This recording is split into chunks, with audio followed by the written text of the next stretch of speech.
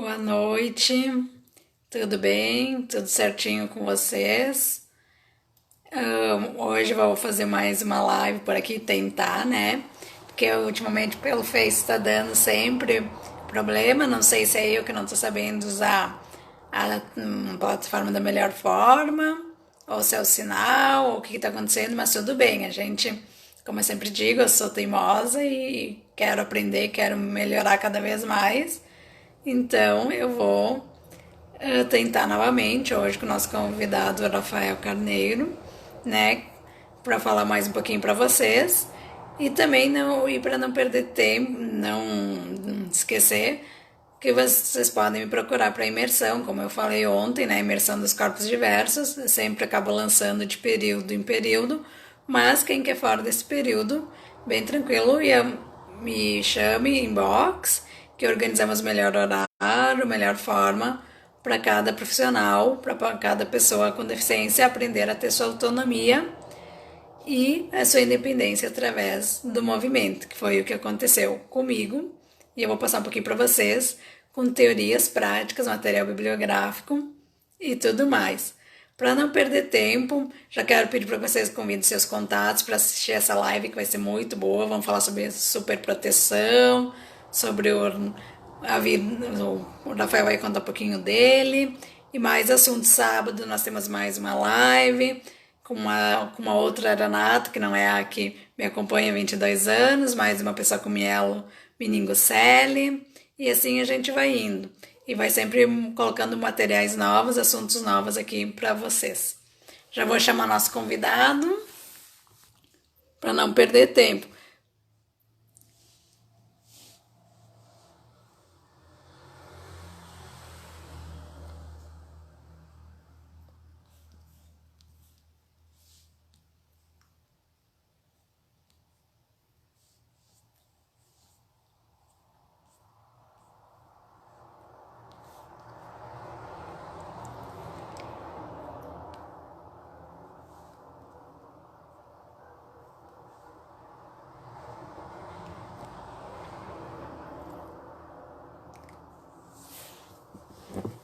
Já mandei o convite para o nosso convidado, como eu sempre falo, quem quiser fazer perguntas, sinta-se à vontade, que estamos bem tranquilos para responder, tanto eu quanto a ele.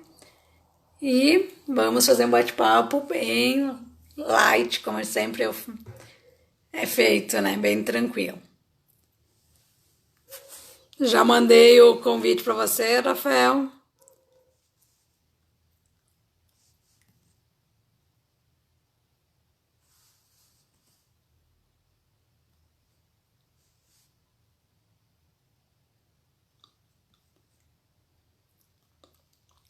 Agora é só você aceitar a informação que chega aí para você, que já consegue entrar.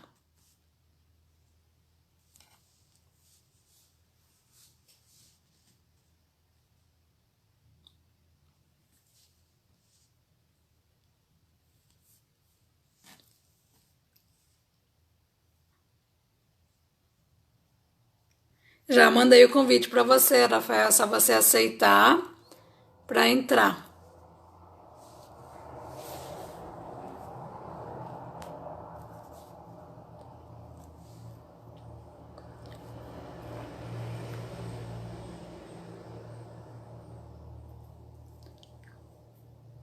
Você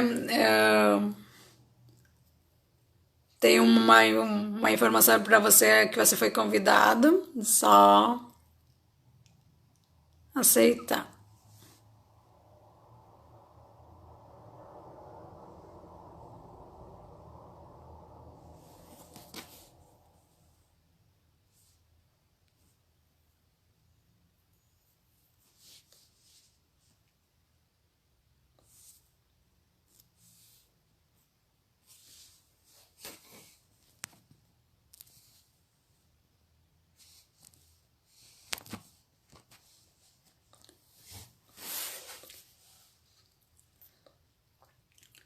Conseguiu?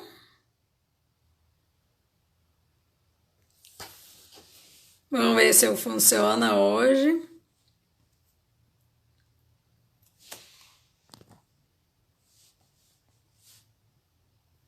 Tá sendo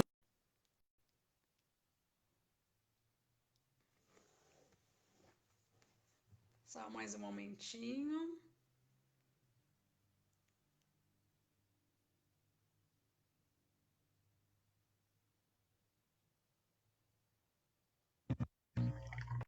Ah, hoje entrou. Oi, Roberta. Tudo bem? Tudo certinho? Opa, será que travou?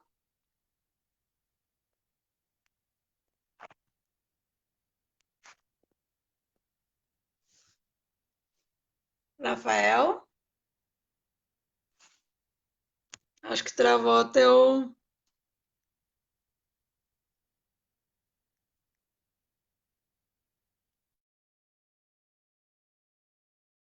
Deixa eu remover. Opa, saiu.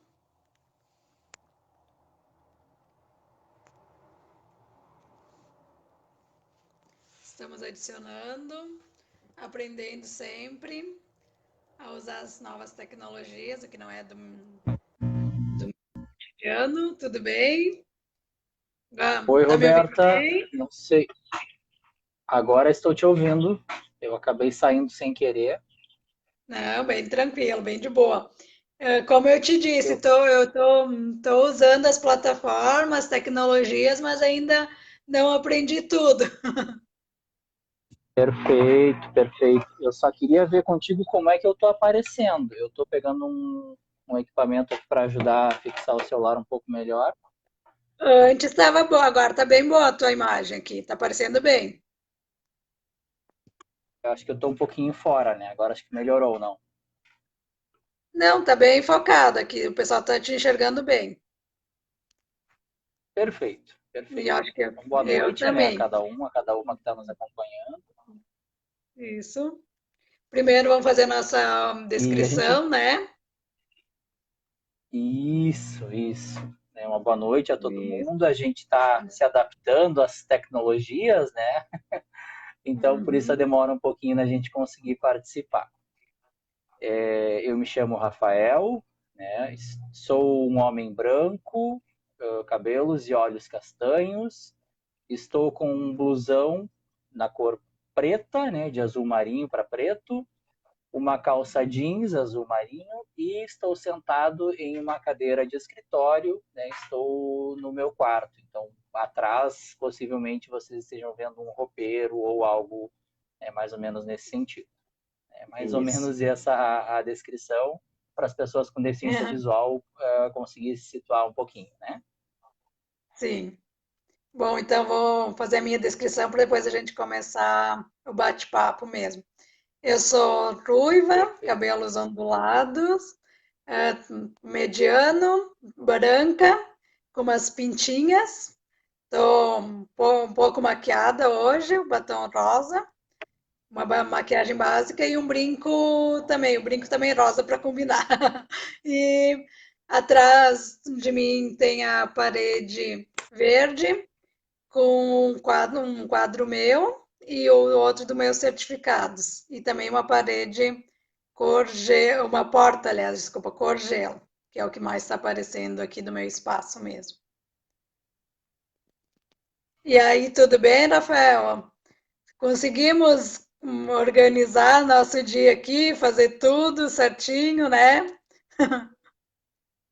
Feito, bastante correria sempre, mas é importante, né, esses espaços, como eu dizia Uhum. nas minhas lives, Sim, né, eu fiz também um projeto de live, é importante a gente sim, aproveitar essa onda, né, das lives para falar sobre temas claro. importantes, sobre temas relevantes para a nossa sociedade. Porque quem me acompanha mesmo sabe que eu uso, tô usando mais o Instagram mesmo, mas sei da falta de acessibilidade de lá também. Aqui também ainda não está totalmente como a gente precisa, mas assim a gente vai aprendendo e vai reciclando os conhecimentos. Para nós começar, Rafael, eu gostaria que você se apresentasse um pouquinho, contasse de você. Então, Roberta, eu quero primeiramente agradecer, né, a teu convite. Como eu disse anteriormente, acho muito importante esses espaços, né, a gente conseguir falar um pouquinho sobre esses temas tão importantes. Eu me chamo Rafael Carneiro, sou psicólogo e psicopedagogo, moro em Rio Grande, aqui no extremo sul do país, né, no sul do estado do Rio Grande do Sul. Atualmente estou como primeiro secretário da FREC, que é a Federação Rio-Grandense de Entidades de e para Cegos.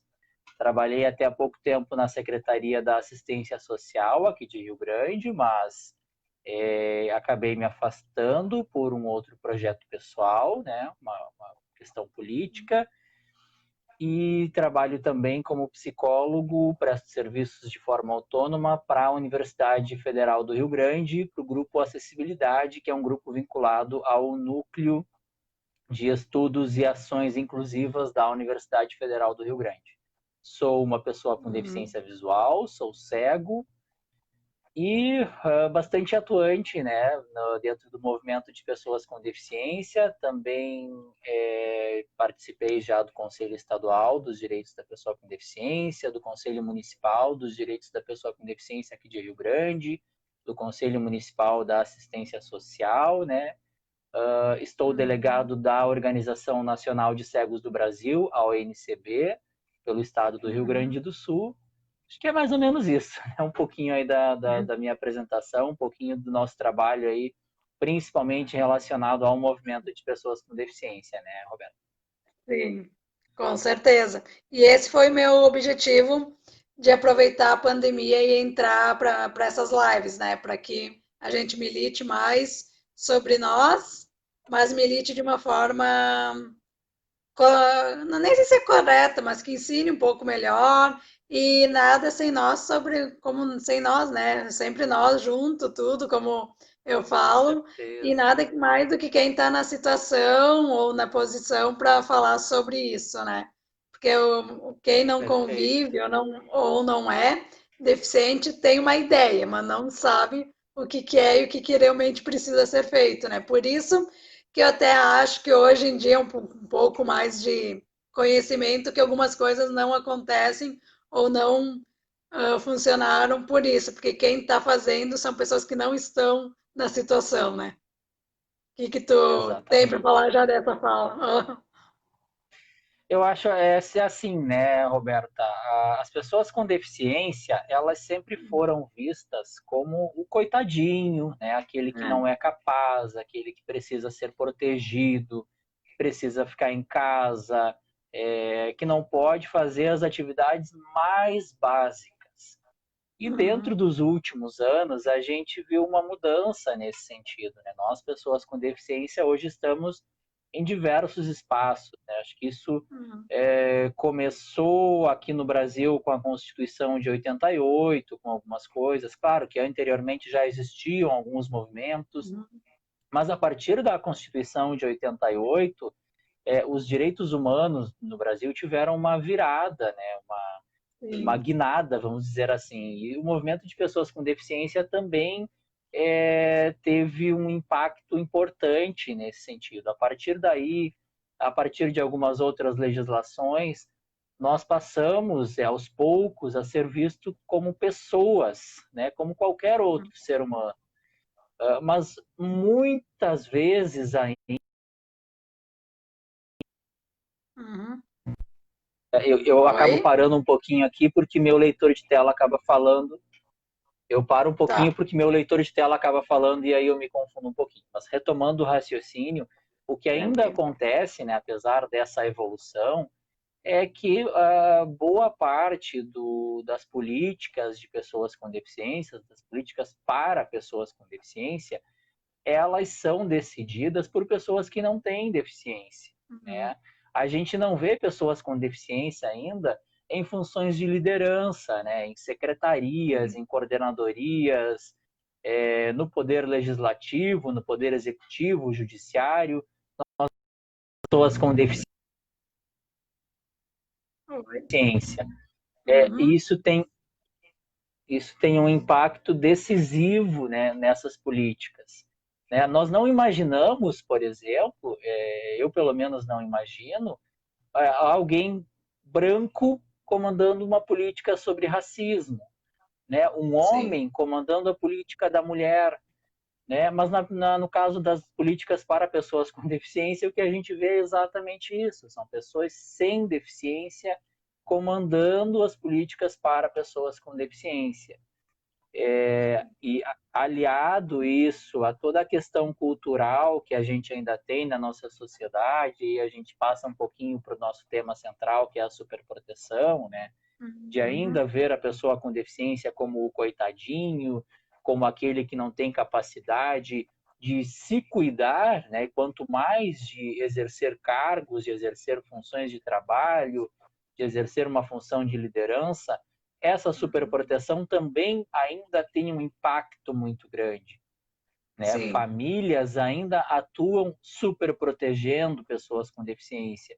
E a própria sociedade, né, ainda nos vendo nesse papel de inferioridade, né, com toda a questão do preconceito, do capacitismo, né, como a gente chama hoje preconceito para com a pessoa com deficiência, ainda nos trata com esse coitadismo e toda essa superproteção toda, né, Roberto? Uhum. Com certeza. E você nasceu com essa deficiência? Adquiriu? Como que foi? Então, eu nasci cego, né? Uhum. Nasci no estado do Paraná, na cidade de Pato Branco, né? Sou Uhum. natural de lá. Nasci em 87, tenho 33 anos, portanto. Não se sabe ao certo qual foi o motivo, né, que gerou a minha deficiência visual, a minha cegueira, mas foi buscado todos os tratamentos, né? Meus pais com uma Uhum. condição bastante humilde, mas buscaram todos os tratamentos Sim. possíveis, seja lá em Pato Branco, seja em Curitiba, né? Que é a capital lá do Paraná, Sim. mas não foi possível, né? A reversão. É um problema de atrofia no nervo óptico.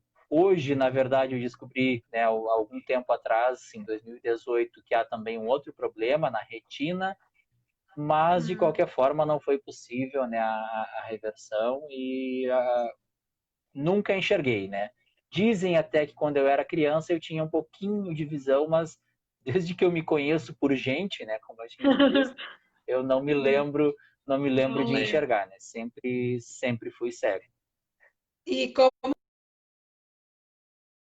da superproteção contigo no teu dia a dia, infância, adolescência, até os dias de hoje?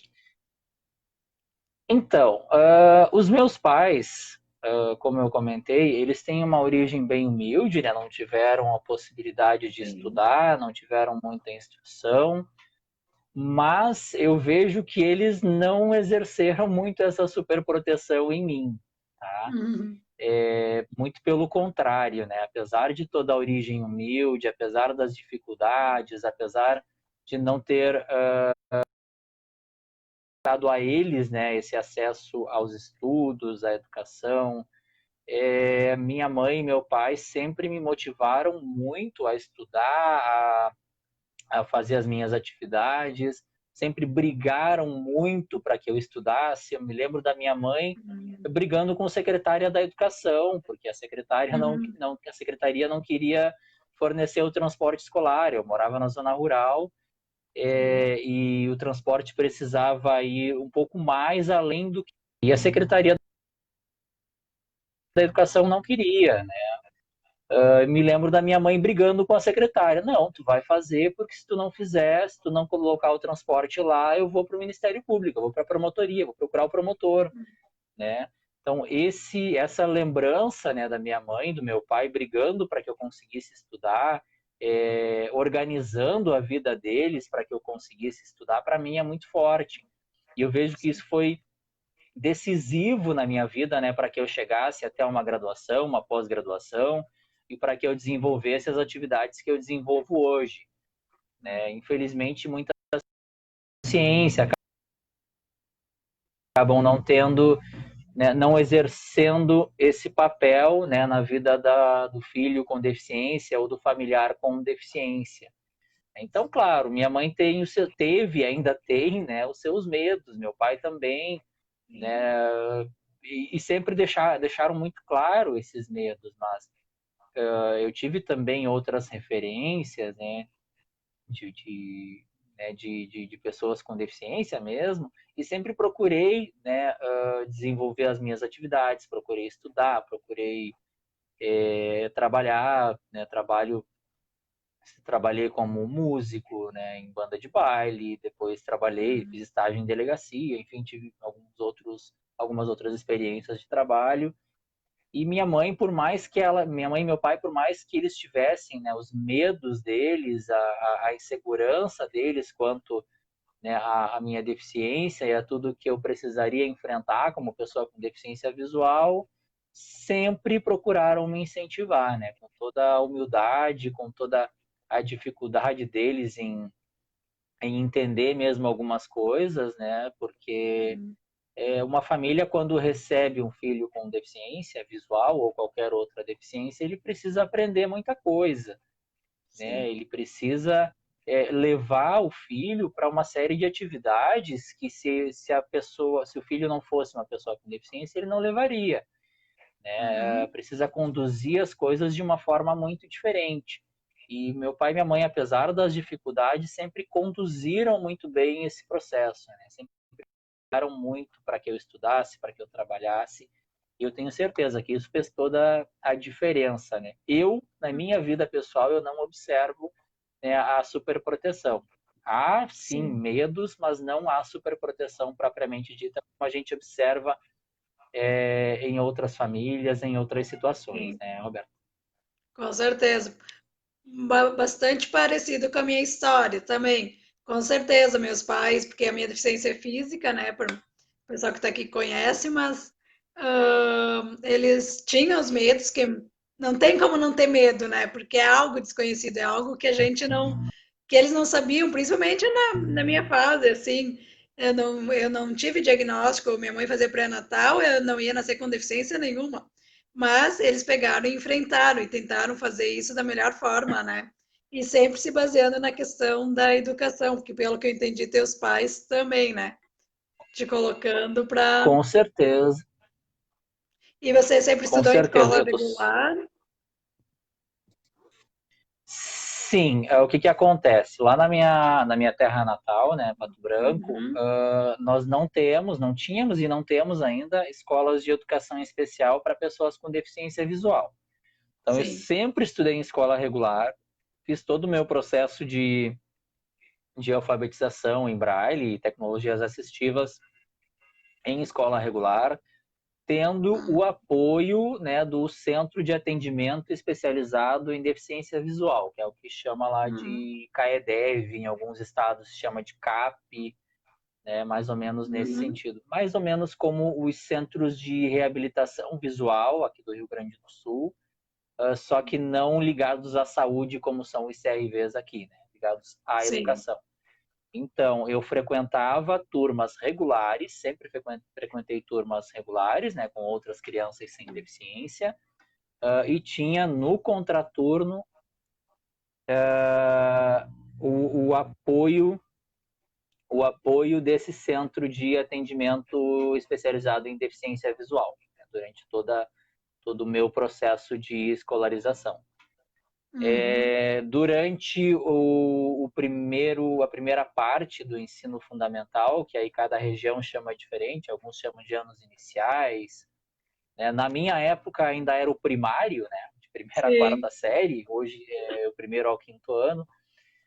Foi muito mais fácil porque o ensino regular, né? A primeira a quarta série, ele era na mesma escola onde funcionava o CAEDEV, né, esse centro onde eu Uhum. era atendido. Então tinha toda materiais, todo o apoio da professora de braille, de soroban, de informática, enfim, todo Sim. o centro de produção de materiais na mesma escola era tudo muito mais fácil. Quando eu passei para a quinta série, que é o sexto ano hoje, eu tive que mudar de escola, porque lá no Paraná a divisão é um pouco diferente da divisão daqui. Lá os municípios ficam com a primeira parte do ensino fundamental, né, na época, a primeira a quarta série, e o Uhum. estado fica com a quinta, a oitava série, que hoje é a sexta ou nono ano, e o ensino médio. Então eu tive que mudar de escola, depois também acabei mudando de cidade, e aí a situação ficou bastante complicada, porque eu praticamente não tinha materiais, né? O material que meus colegas recebiam, o livro didático que meus colegas recebiam no início do ano, eu ia receber lá em agosto, setembro, completamente atrasado, então dificilmente tinha Uhum. o material adequado no momento certo. Mas Sim. mesmo assim, né, com todo o apoio da família, com o apoio de professores também, né, alguns bastante dedicados, e com força de vontade também, né, porque todo mundo Uhum. precisa ter isso, consegui Claro. concluir ensino fundamental, ensino médio, né, e aí depois todo o processo também de graduação, que aí é uma outra história. Uhum. Quer já contar para nós essa história também? Pode contar. Como que foi? Então, quando eu concluí o ensino médio, eu iniciei a faculdade de Direito, inicialmente, consegui bolsa para a faculdade de Direito, mas não continuei. Fiz muito pouco tempo e acabei desistindo por entender que não era aquilo que eu queria fazer, não era aquilo que eu me identificava. Fiquei 4 anos sem estudar, né? Isso de 2008 a 2011. Terminei o ensino médio em 2007, início de 2008, mas logo parei, então fiquei praticamente 4 anos sem uma faculdade, enfim, sem estudar mesmo. Uhum. Gostaria muito de fazer jornalismo na época, sempre me identifiquei bastante com a área da comunicação, já tive algumas experiências com rádio também, mas não consegui, porque não fechava a turma, né? A faculdade, até tinha uma faculdade de jornalismo, mas nunca conseguiu formar uma turma desde que eu comecei, né, a procurar a faculdade. Uhum. Já tinha aquela história de para ser jornalista não precisa mais o diploma, né, como tem até hoje. Então a Sim. faculdade de jornalismo acabou fechando, né, esse curso de jornalismo. E eu passei a Uhum. procurar outras áreas, né? Dentro disso, comecei a considerar outras possibilidades, outros cursos, né, outras graduações, e passei a Uhum. procurar algo, né, no meu entendimento, naquele momento, em que eu pudesse ajudar as outras pessoas de alguma forma. Uhum. Então, de 2011 para 2012, fiz o Enem, como vinha fazendo todos os anos, em 2011. Consegui bolsa pelo ProUni, né, bolsa integral, porque senão também não teria condições financeiras para cursar Uhum. psicologia. Então, em 2012, eu iniciei a graduação em psicologia em uma faculdade particular, lá ainda na minha cidade, onde eu concluí a graduação. Né? Também com algumas dificuldades, por ser uma faculdade particular, a gente sabe que as universidades federais têm toda uma estrutura, né, um pouco melhor para pessoa com deficiência ou pessoa com necessidades educacionais específicas, né, Sim. como, né, na educação eles Uhum. chamam atualmente. Mas na faculdade particular não havia estrutura nenhuma, né? Não tem bolsista, não tem monitor, a produção de materiais era muito difícil, então eu tive que aprender a me virar também, né? Aprender a converter material, aprender a pesquisar, a achar materiais por conta própria.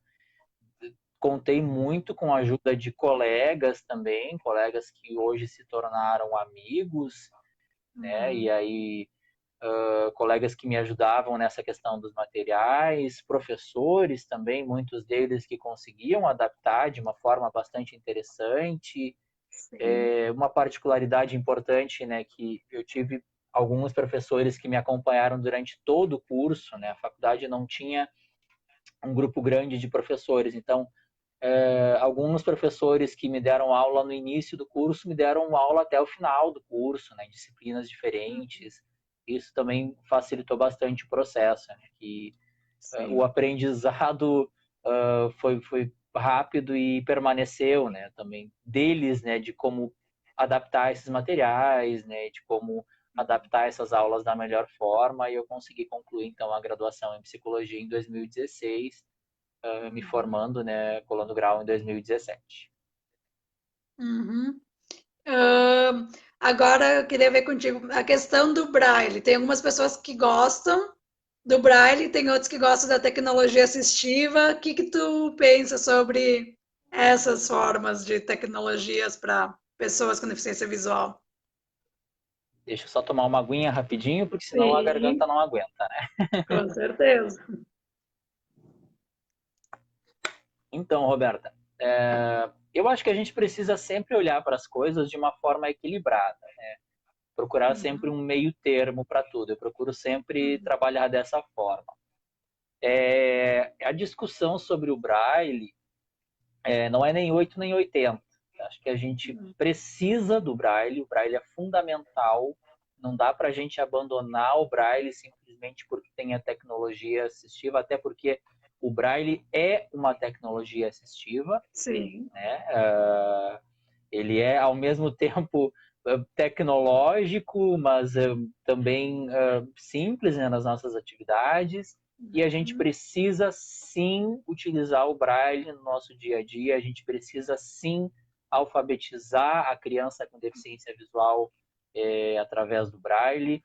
Não só a criança cega, mas também a criança com baixa visão, porque a gente sabe que uma criança com baixa visão ela tem e aí do que a gente acompanha no nosso dia a dia, muitas possibilidades de perder totalmente a visão ao longo da vida.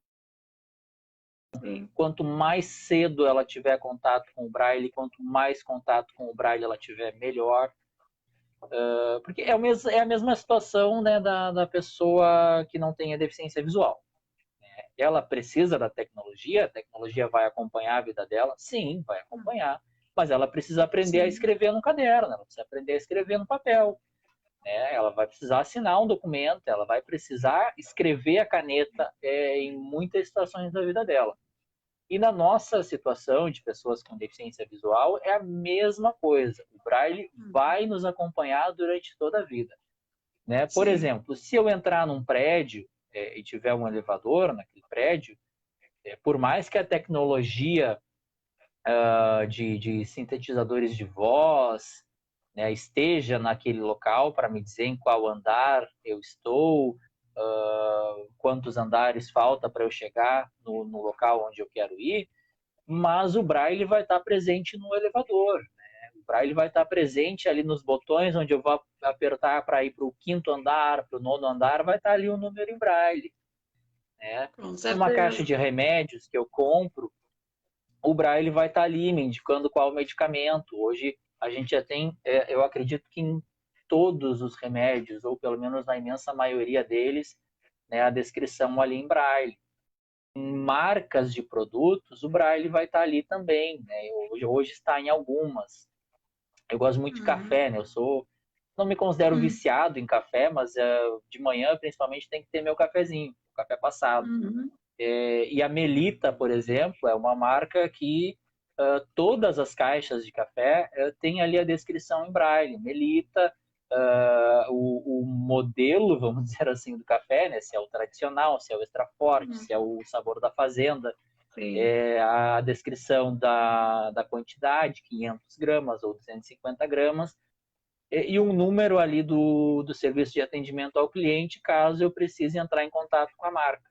Então, por mais que a tecnologia de leitores de tela, de celular, de computador, de Smart TV, com o serviço de voz esteja presente na minha vida hoje, e muito presente, eu passo boa parte do meu dia trabalhando através das tecnologias, né, de celular e de notebook principalmente, mas o Braille não me abandona, o Braille está ali presente na minha vida, ele é fundamental para que eu tenha autonomia em muitas coisas. Então, a gente Uhum. não precisa abandonar o Braille e a gente não precisa abandonar os equipamentos tecnológicos. E Não, a gente né? precisa aprender a conviver com os dois e Uhum. aproveitar o máximo possível os benefícios que os dois trazem para nós. Eu penso dessa forma, a gente precisa aliar as duas coisas, né? Olhar as coisas de uma forma Sim. bastante equilibrada nesse sentido. Não, não abandonar o antigo e nem o novo, né? O meio termo de tudo. Exatamente. Comentando. Meio termo, sempre o equilíbrio, né? É. O André, que foi nossa ponte, está aqui mandando um abraço. Tem a Luísa Dornelles dizendo: Braille é muito importante, não só para a localização do cego, mas também para fazer anotações em palestras, em marcas de produto, em remédios. Por isso é fundamental que a criança se alfabetize no Braille, com certeza. Ah, Perfeito, perfeito, né? Eu uhum. mesmo, né, só abrindo um parênteses aí no comentário da Luíse, E só mais durante a tarde faculdade, utilize quando eu precisava, e só mais tarde utilize o quando eu computador, que eu precisava, estava terminando de ler, que é. desculpa, Desculpa. desculpa. Não, desculpa, é que eu estava terminando de ver a mensagem, mas pode falar. Durante a faculdade mesmo, quando eu precisava apresentar um trabalho, que eu precisava fazer tópicos, né, para que eu apresentasse esse trabalho, o Braille também é muito importante, né? Por mais que a tecnologia me Sim. acompanhou ao longo da minha graduação, e eu posso dizer assim, a minha graduação ela foi 95% tecnologia e 5% Braille, se a gente for dividir entre os dois. Sim. Mas o Braille teve a sua importância. Sem esses Uhum. 5%, eu tenho certeza que seria muito mais difícil. Então a gente Sim, precisa sim aliar as duas coisas, né? com certeza. E você disse que por um tempo você foi músico. É, músico de tocar, cantar, completo, como que foi? Porque eu também venho da dança, né? Então eu gosto bastante dessas áreas. Aham. Então, Roberta, eu desde muito pequena eu tive bastante contato com a música, né? Meus tios Uhum. são músicos, cantaram muito de interpretação da canção, como né, se chamava Uhum. antigamente, e eu tive muito essa proximidade com a música. Aos 10 anos, de 10 para 11 anos, meus pais me matricularam a aprender teclado, né? Passei a Uhum. frequentar aulas de teclado. Eu frequentei durante 4 anos e depois, né, fiquei durante um bom tempo, assim, enquanto criança e adolescente, usando da música apenas por hobby, né, para apresentações em escola, né, essas questões Uhum. assim. Aos 18 anos eu passei a tocar profissionalmente em uma banda de baile de Santa Catarina, na época. Era Musical KM, o nome da banda. Hoje se chama Banda KM do Brasil. Se o pessoal quiser pesquisar, acredito que ache alguma coisa no YouTube ainda de quando eu estava na banda. E Uhum. eu toquei na banda de Ah, 2005 a me lembro da 2013. banda. Então, de 2005 a 2013, então dos 18 aos 25, 26 anos, né? Fui Uhum. tecladista e também era um dos compositores da banda, né? A gente chegou a gravar alguns álbuns e eu tive algumas participações aí com composições, né, para esses álbuns. Uhum. Mas não canto, não. A gente engana um E lembra, pouquinho, né? Mas não dá para cantar, não. Eu e só era lembra de tecladista mesmo. alguma E lembra de alguma dessas composições ou não? Não mais. Lembro. Tem bastante coisa, mas realmente meu forte não é cantar, então eu acho que se eu começar a cantar, o pessoal E, vai ne- diminuir bastante o número de e nem só, espectadores da e tua nem live. só, e nem só para falar, nem só para relembrar sem cantar, não rola? A gente tem algumas músicas, a Dona do Meu Coração foi uma música que a gente usou como música de trabalho do álbum, né? Se ainda me ama, se ainda me quer, se ainda quer ser a dona do meu coração. Mais ou menos por Hum, aí, né? Para o pessoal não debandar da tua Adorando live. corações. Mas muito nesse gênero, né? De banda de baile, né? Da música das bandinhas aí do Sul, como a gente conhece popularmente. E acabei Sim, saindo para me dedicar à graduação em psicologia, para buscar outras áreas, outras possibilidades, né? Mas com adoro certeza. a música me acompanha diariamente. Tenho uma coleção enorme de músicas aí, tenho meu teclado, volta e meia Sim. acabo tocando Eu também a música toco teclado nos volta e meia. alimenta, né? Sim. É muito bom, Volta e muito meia bom. também pego o meu. A minha mãe que está aqui também falando que tá muito bom o bate-papo. Ainda bem, né, que tá bom a nossa conversa. E Que bom, agora né? Que bom, um pegando, abraço para todo mundo. é, obrigado. Agora pegando essa questão da formação psicólogo e psicopedagogo, né? Você Isso. atua como que funciona o teu trabalho e aí já pegando agora pela questão da superproteção em outras famílias. O que que você tem para nos falar sobre isso? O que que você pensa? Então, antes de começar esse tema, quero mandar um abraço para o André, né? Tu falou que havia Isso. comentado antes também, o André de Nova Petrópolis. Né? Grande Uhum. abraço para ele. Membro também do Conselho Fiscal da FREC, né? A nossa Federação Rio Grandense Isso. de Entidades de para Cegos. Né? Grande Uhum. abraço, André. Abraço a todo mundo que está acompanhando aí a nossa live. Roberta, quando eu comecei a faculdade de psicologia, a gente não tem exatamente, né, eu não tinha exatamente a noção de quanto é ampla a psicologia. Né? Quando a gente olha, né, para o curso de psicologia, para a profissão de psicólogo, muitas vezes a gente tem aquele olhar tradicional, né, o olhar do psicólogo lá na clínica, né, no divã, né, aquela questão toda. Hoje a psicologia ela está nos mais diversos espaços. Eu particularmente não me identifico com a clínica, então eu não Uhum. trabalho, nunca trabalhei como psicólogo clínico. Não digo que nunca vou trabalhar, mas não é uma área que eu me identifico. Eu acredito na psicologia como uma profissão para contribuir com a sociedade e muito, não que a clínica não contribua, né? Mas muito Sim. mais na parte social, né? Eu quero fazer psicologia para pessoas que não podem pagar por uma consulta psicológica. Aí a gente entra muito no Uhum. serviço público, né? Hoje a Sim. psicologia ela está nos mais diversos espaços, ela está na escola, embora devia estar muito mais, né, nos nossos espaços escolares. Hoje de que cada escola deve ter pelo menos um psicólogo e um assistente social, mas isso ainda não foi colocado em prática e conhecendo o nosso país do jeito que a gente conhece, vai demorar um bom tempo ainda.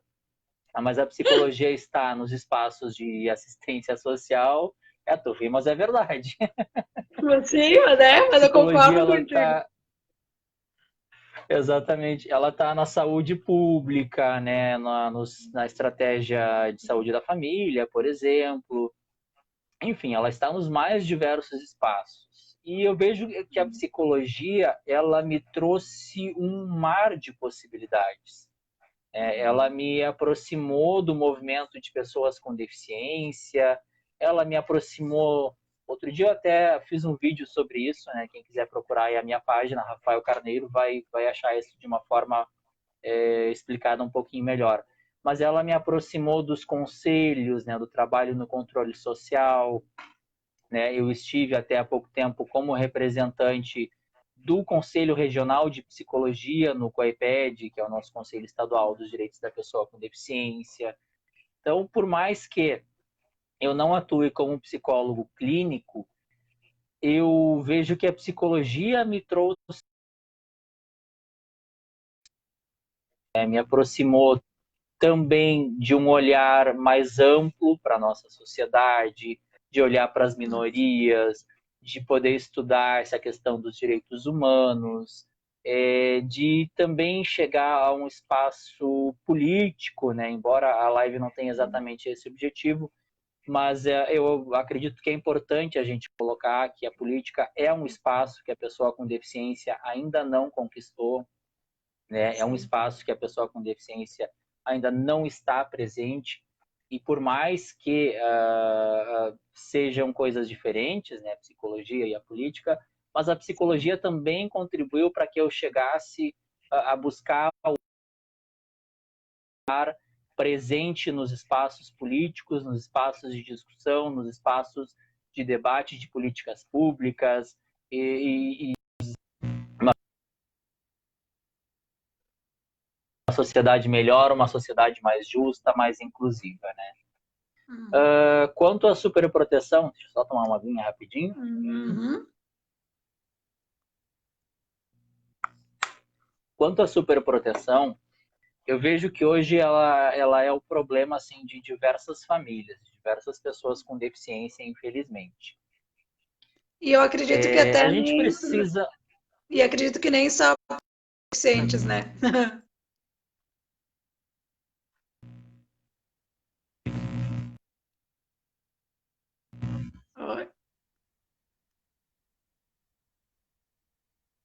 Pronto, acho que deu. Sim. Não, que eu falei que eu acredito que essa questão da superproteção hoje em dia, nós estamos falando das pessoas com deficiência, mas que não é só um problema dos deficientes, talvez seja um problema muito maior, né? Mas falando em específico da pessoa com Sim, sim, deficiência, eu sim. até acredito que seja um problema um pouco maior, mas a questão da pessoa com deficiência, eu acho que as possibilidades são diferentes, né? Se a Sim, família olha para essa pessoa com deficiência com essa superproteção, existe uma dificuldade muito maior dessa pessoa em buscar outras possibilidades, outras referências, né, em desenvolver o seu potencial. Mas sim, eu acredito, Roberta, que a gente precisa olhar para essa questão da superproteção com muito cuidado, né, com muita empatia, principalmente. Eu acompanho algumas pessoas e vejo alguns vídeos e muitos colocam, né, a família que exerce essa superproteção como uma vilã, né, como um processo até de criminalização disso. E, claro, em alguns casos extremos, a gente tem crimes, a gente tem situações bem graves que acontecem, a gente não pode negar isso. Mas a família que superprotege a pessoa com deficiência, ela também precisa de ajuda, ela também precisa sim, ser olhada, ela também precisa ser cuidada de alguma forma, né? Como eu comentava anteriormente, quando se tem um filho com deficiência, tu tem toda uma mudança na tua vida. Tu vai precisar levar aquela criança para espaços que tu não levaria se ela não tivesse a deficiência, né? Seja uma escola de educação especial, seja uma clínica ou um centro de reabilitação, né? Espaços diferentes. E essa família, para dar conta de todo esse trabalho, de todo esse processo, ela também precisa de um acompanhamento, né? Um acompanhamento de um psicólogo, um acompanhamento de um assistente social, um acompanhamento adequado dessas instituições que atendem a pessoa com deficiência, uma rede de apoio muito forte, inclusive da própria família, né? Porque uma sim. mãe que tem um filho com deficiência, né, um cuidador, mas a gente sabe que na nossa sociedade esse papel acaba recaindo em geral para as mães, ela tem a sua rotina toda alterada e ela muitas vezes acaba se afastando da família por conta disso. Então, ela também precisa de uma rede de apoio muito forte, seja de outros familiares, seja de instituições, de profissionais, para dar conta desse processo. Se não, né, quando isso não ocorre, o processo de superproteção acaba vindo muito mais forte. E essa superproteção, ela prejudica o desenvolvimento da pessoa com deficiência. Né? O inverso da superproteção é a autonomia. Né? A superproteção, ela impede que a pessoa com deficiência se desenvolva de uma forma correta, que ela tenha autonomia para que ela possa andar, e aqui eu falo mais específico da pessoa com deficiência visual, né? Para que ela possa Uhum. andar sozinha, para que ela possa aprender as atividades de vida diária, para que ela possa aprender, né, falando mais específico, a cozinhar, a limpar uma casa, a lavar uma roupa, a Sim. lavar uma louça. Quando a superproteção de uma forma mais extrema acontece, e a gente vê muito isso acontecendo, né, no meio de pessoas com todo esse processo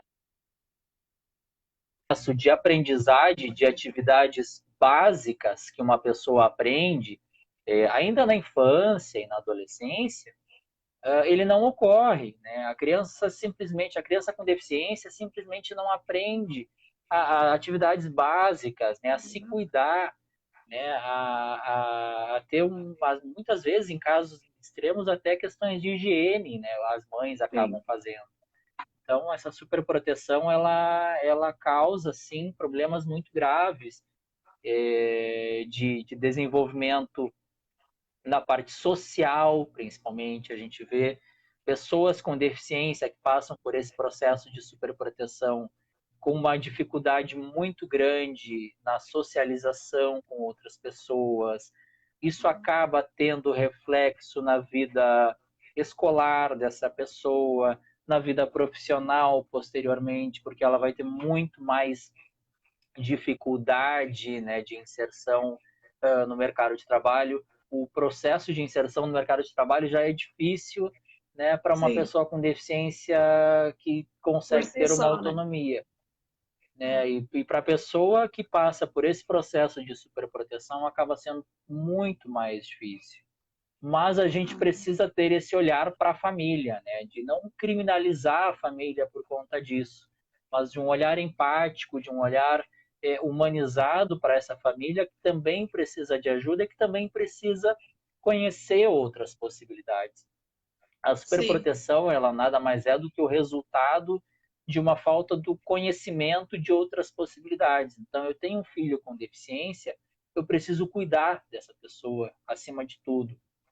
Mas não, a pessoa com deficiência ela precisa desenvolver a sua autonomia, ela precisa aprender a se virar por si só, aprender a fazer as atividades, aprender a se cuidar, a andar, enfim, atividades básicas para que ela possa também estudar e trabalhar de uma forma autônoma, né, Roberto? Uhum. A cair, levantar, como eu sempre falo, que faz parte da vida.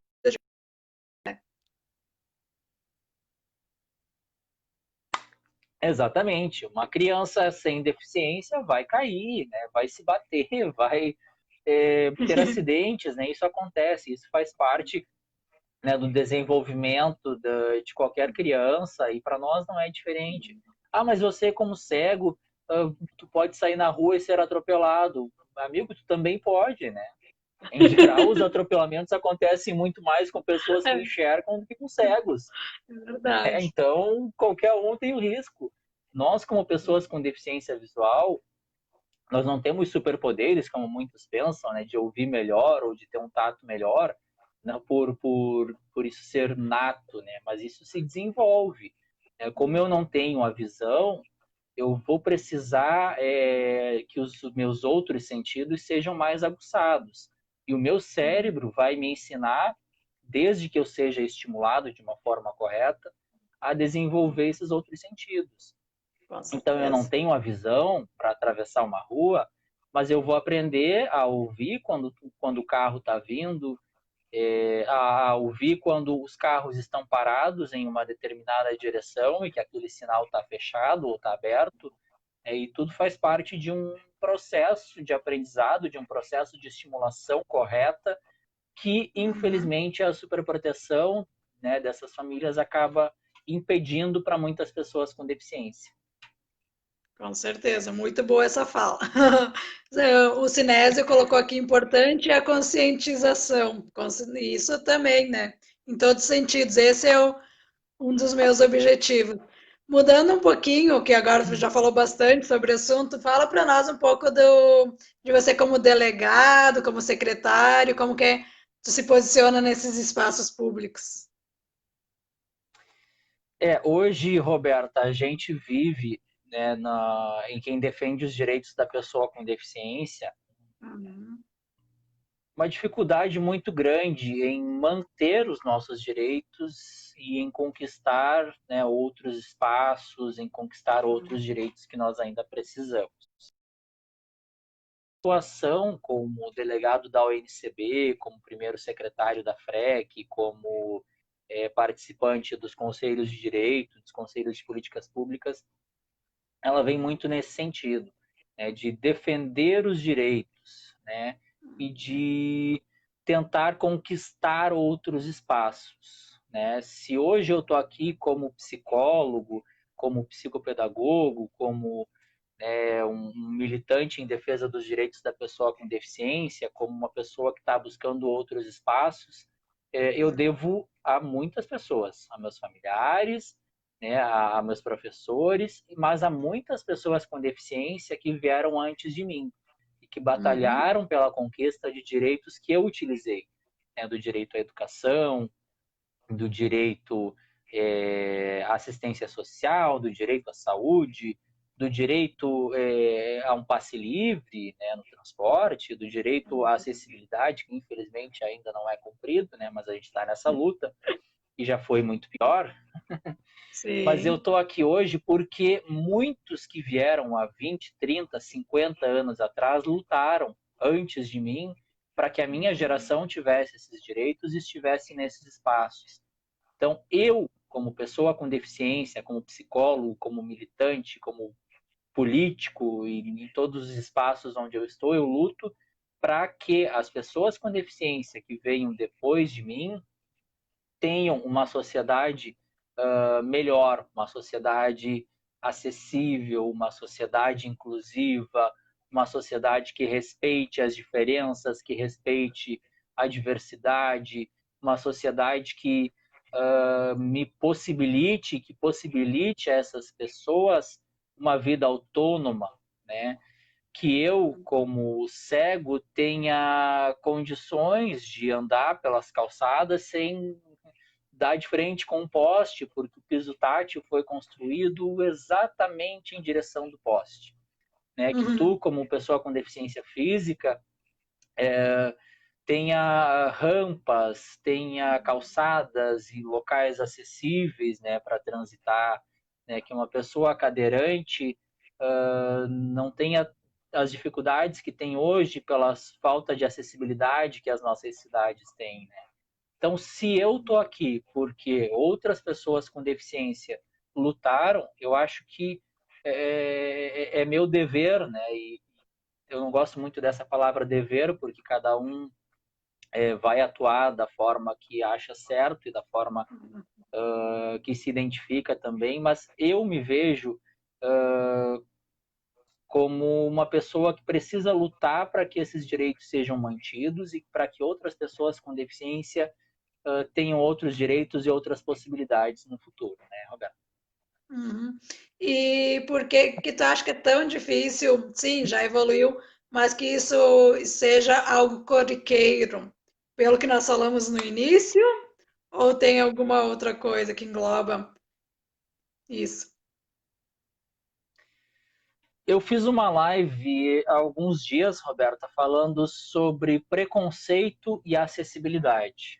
Né? Quem quiser Uhum. procurar, eu estou aproveitando para fazer propaganda da minha página. Né? Claro, Quem quiser curtir, pode curtir com também. É certeza. Rafael Carneiro, procura aí no Face. Rafael Carneiro, Rio Grande. Eu fiz uma live outro dia falando sobre preconceito e acessibilidade. Por que a falta de acessibilidade existe na nossa sociedade? Desculpa. Se eu não vou construir uma calçada, porque eu não vou construir uma calçada acessível, é porque eu desconheço. Só um muitas vezes eu não construo uma calçada acessível ou um espaço acessível, porque eu não acredito que a pessoa com deficiência vá utilizar esse espaço. Né? Nós batalhamos muito, só para citar um exemplo, por Sim. acessibilidade na cultura. Né? Por que eu vou colocar audiodescrição? Porque a pessoa com deficiência vai utilizar aquele espaço, porque ela vai assistir aquela peça de teatro, porque ela vai assistir aquele filme. Então, eu acho, Roberta, que volta lá no início, né? Na pessoa com deficiência ainda ser visto como coitadinho, né? Como Uhum. deficiente. A sociedade ainda não acredita que nós estamos em diversos espaços para a sociedade, para muitos da sociedade, e muitos podem até não concordar comigo, mas na prática é isso que acontece, a pessoa com Uhum. deficiência deve ficar lá na sua casa, deve ficar lá, sendo cuidado pelo familiar, sendo Uhum. protegido, né, dos males que possam atingir, né? Então, por isso que a acessibilidade ela não, ainda não acontece. Ela Que tá, pode passar verdade, para ela outra, tá muito que outra pessoa pode pegar. Exatamente, né? A acessibilidade não acontece pelo preconceito, pela falta de conhecimento que a pessoa com deficiência está em todos os espaços hoje, precisa estar em todos os espaços, né? Uh, a gente pode notar onde é que a acessibilidade começa. Ela começa, em geral, nos espaços de saúde, muitas vezes, porque a saúde nós precisamos utilizar, a gente precisa ir no médico, né? Ou em espaços muito centrais, né? Espaços de bancos, espaços de escola, né? A gente não tem acessibilidade em locais, né, com outros espaços, né, em outras localidades, vamos dizer assim. Sim. Só para não perder o raciocínio. Então, a falta de acessibilidade ela está muito ligada ao preconceito, né? E principalmente a falta da crença nas nossas potencialidades. Está, né? Muito ligada ao fato de ainda nos ver dados e como aqueles que, né, como disse um grande empresário, né, numa grande polêmica que nós tivemos aí no ano passado, mas a pessoa cega vai para a loja sempre acompanhado. Né? Não vai sempre acompanhado. Eu preciso da acessibilidade na tua loja, amigo, porque eu posso querer comprar alguma coisa sozinho e eu tenho esse direito. Mas o preconceito ainda impede, né, que a sociedade enxergue dessa forma. Então, para responder de forma simples a tua pergunta, nós não temos ainda essa acessibilidade, esses espaços acessíveis, pelo preconceito e pela falta de conhecimento da sociedade sobre as nossas potencialidades. Sim, bem isso mesmo. Bom, nós já estamos quase 1 hora de live. Se a gente ficar aqui, tem muito assunto. Não sei se tu quer colocar mais alguma situação, expor alguma coisa do teu trabalho, divulgar, porque por assunto nós ficaremos horas e horas. Então, para não se estender demais, também não ficar cansativo para você nem para quem está assistindo, se quiser finalizar com alguma fala, com alguma questão, fique à vontade e pode divulgar todos os teus trabalhos. Roberto, eu quero te agradecer mais uma vez pela oportunidade. Eu gosto muito desses espaços e, apesar de muita coisa ruim que a pandemia nos trouxe, né, a gente precisa respeitar isso, respeitar aqueles que perderam, né, seus entes queridos, a gente que está sofrendo por uma crise econômica, uma crise social sem precedentes, né, na nossa história. Mas a pandemia nos trouxe essa possibilidade das lives, né? E eu espero, sinceramente, que isso consiga levar informação, consiga levar conhecimento para as pessoas que muitas vezes não teriam essa oportunidade. Né? Hoje a gente está falando aqui, muito provavelmente, para centenas, talvez para milhares de pessoas, né, que vão acompanhar essa live. Então, eu te agradeço muito pelo convite, pela oportunidade, agradeço ao André por ter feito essa ponte. Grande abraço, André, grande abraço a todos que nos acompanharam, né, a cada um que comentou, que curtiu, que compartilhou essa live. Eu espero do fundo do meu coração que a gente consiga levar, né, de uma forma simples, dessa forma de bate-papo, de conversa, né, que a gente teve aqui, um pouco de informação, um pouco de conhecimento para as pessoas a respeito da nossa realidade, a respeito das nossas possibilidades. Que isso possa gerar uma curiosidade, pelo menos, né, nas pessoas que estão assistindo e que talvez não convivem tanto com a pessoa com deficiência. Realmente, quero só te agradecer mesmo, meu muito obrigado pela oportunidade. E quem quiser acompanhar um pouquinho mais do meu trabalho, quem quiser assistir as lives que eu acabei transmitindo também, né, foram 7 lives, de diversos temas, sobre preconceito e acessibilidade, sobre esporte, educação, assistência social, saúde, acessibilidade cultural, cuidado da pessoa idosa, enfim, quem quiser acompanhar um pouquinho, né, desse trabalho, desse projeto, das minhas lives, das minhas publicações, que a gente está sempre também falando sobre questões de inclusão, questões de acessibilidade, pode curtir a página Rafael Carneiro Rio Grande, facebook.com/barra Rafael Carneiro Rio Grande, que a gente vai estar sempre postando conteúdo relevante aí para nossa sociedade. Mais uma vez, Roberta, meu muito obrigado, um forte abraço para ti e para todo mundo que nos acompanhou. E pode me seguir aí nas redes sociais, que a gente tem muito a conversar ainda sobre esse e sobre outros assuntos, né? Com certeza. E como você falou, também é isso que eu espero desse trabalho que a gente vem fazendo agora, com esse alcance que as mídias estão nos proporcionando, né? Que as pessoas comecem a, pelo menos, ter curiosidade de nos procurar e de saber mais, conviver e tudo mais. E pelo que eu entendi, o teu perfil também é parecido com o meu. Eu também estou convidando várias pessoas de diversos assuntos, colocando bastante material meu também, para realmente ajudar nesse sentido. E quero agradecer porque você me aceitou o convite logo, me ajudou em muitos detalhes também dessa questão da tecnologia, que querendo ou não ainda preciso aprender bastante. E tudo que você postou aqui daria para a gente fazer lives, várias lives, vários assuntos, porque foi Com um certeza. conteúdo valioso, valioso que você falou. E imagina o que mais tem para nos ajudar. E vou acompanhar, já estou acompanhando, né, alguns lugares, vou acompanhar todos, porque também vou aprender muito. Muito obrigado mesmo.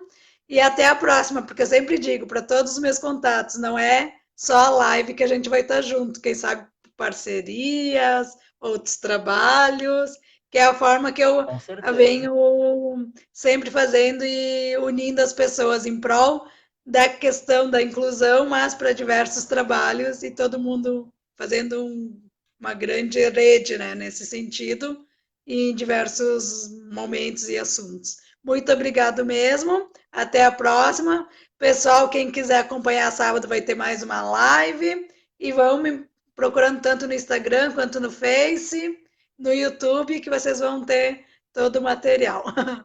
A Fernanda e o Gilson, que é dois parceiraços aqui, também já colocaram que está no blog, a nossa live já, então estão mais rápido que nós. Que ótimo, coisa boa. Então Forte tá, muito abraço, pessoal. obrigada Uma boa mesmo. noite para todo mundo. Boa noite, até mais, tchau, tchau. Tchau, tchau.